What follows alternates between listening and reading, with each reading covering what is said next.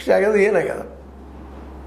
ಎಷ್ಟು ದಾಳಿ ಆಗಿಲ್ಲ? ಲೋಕಲ್ ದಾಳಿ ಎಷ್ಟಾಗಿಲ್ಲ, CID ದಾಳಿ ಎಷ್ಟಾಗಿಲ್ಲ, CBI ದಾಳಿ ಎಷ್ಟಾಗಿಲ್ಲ, IT ದಾಳಿ ಎಷ್ಟಾಗಿಲ್ಲ, ಎಷ್ಟು ಪರ್ಸೆಂಟೇಜ್ ಇಂಥ ಜನರಿಗೆ ಶಿಕ್ಷೆ ಆಗ್ಯದ ರೀ? ಇದನ್ನು ಇವತ್ತು ನ್ಯಾಯಾಲಯ ಕೇಳಬೇಕಾಗಿದೆ ಈ ಸರ್ಕಾರಗಳನ್ನು.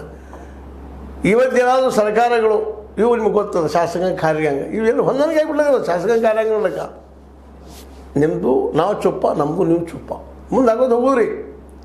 ಶಾಸಕಾಂಗ ಶಾಸನ ಮಾಡ್ತದೆ ಹೇಳೋದು ಅಷ್ಟೇ ವಿನಃ ಅಲ್ಲೆಲ್ಲ ಇವತ್ತು ಕಾರ್ಪೊರೇಟ್ ಜನ ಹೋಗಿ ಸೇರಿದ್ದಾರೆ.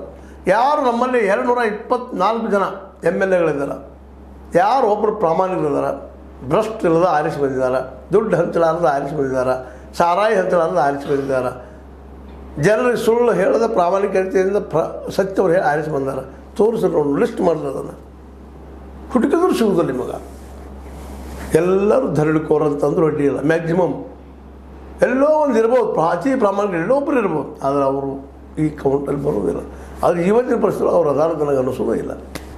ಯಾಕಂದರೆ ಈ ಅನುಭವ ನೋಡ್ತಾ ಬಂದಿದ್ವಿ ನಾವೆಲ್ಲ. ಇಲ್ಲ ಇವತ್ತಿನ ದುಡ್ಡು ಹಂಚಲಾರದ ಸಾರಾಯಿ ಹಂಚಲಾರದ ಆಯ್ಕೆನೇ ಆಗೋದು. ಜನನೂ ಅಷ್ಟು ಇವರು ಏನಾಗಿಬಿಟ್ಟಿದ್ದಾರೆ, ಅದು ಈಗ ಬರ್ತಾ ಹರ್ಕೊಂಡು ತಟ್ಟ ಆಗುತ್ತೆ.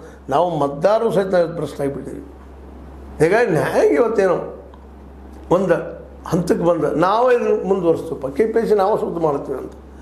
ಇದನ್ನಾದರೂ ನೋಡಿ ನಮ್ಮ ಸಿದ್ದರಾಮಯ್ಯನವರು ಈಗಲಾದರೂ ಈ KPSCಗೆ ಒಂದು ಗತಿ ಕಾಣಿಸ್ಬೇಕಾಗಿದೆ.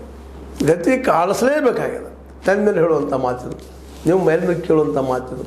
ಇವತ್ತಿನ ವಿರೋಧ ಪಕ್ಷದಲ್ಲಿದ್ದಾರೆ, ನಮ್ಮ BJP ಅವ್ರು ಮಾತಾಡ್ತಾ ಇರ್ತಾರೆ, ಇಲ್ಲ ಬದಲಾಗಬೇಕು, ಅಮೋರಾಗ ಬದಲಾಗಬೇಕು. ನೀವಿದ್ದಾಗ ಏನು ಮಾಡಿದ್ರಿ? ಬೊಮ್ಮಾಯಿ ಅವರಿದ್ದಾಗ ಏನು ಮಾಡಿದ್ರಿ? ಯಡಿಯೂರಪ್ಪನವ್ರು ಇದ್ದಾಗ ಏನು ಮಾಡಿದ್ರಿ? ನಿಮ್ಮ ಅಧಿಕಾರ ಹೋಗಿದ್ದಾರೆ, ನೀವೇನು ಮಾಡಿದ್ರಿ? ನೀವು ಯಾಕೆ ಆಮೂಲಾಗ್ರಹವಾಗಿ ಪರಿವರ್ತನೆ ಮಾಡಲಿಲ್ಲ? ಹೂಡಾ ಕಮಿಷನ್ ಯಾಕೆ ನೇಮಿಸಿದವರು ಅದನ್ನ ಯಾಕೆ ಎಸ್ಟಾಬ್ಲಿಷ್ ಮಾಡಲಿಲ್ಲ? ಯಾರೂ ನೇಮಿಸಲ್ಲ. ಹೂಡಾ ಶಿಫಾರಸುಗಳನ್ನು ಯಾಕೆ ಮಾಡಲಿಲ್ಲ? ಕಾಂಗ್ರೆಸ್ಗಳು ಮಾಡಲಿಲ್ಲ, BJPಗಳು ಮಾಡಲಿಲ್ಲ,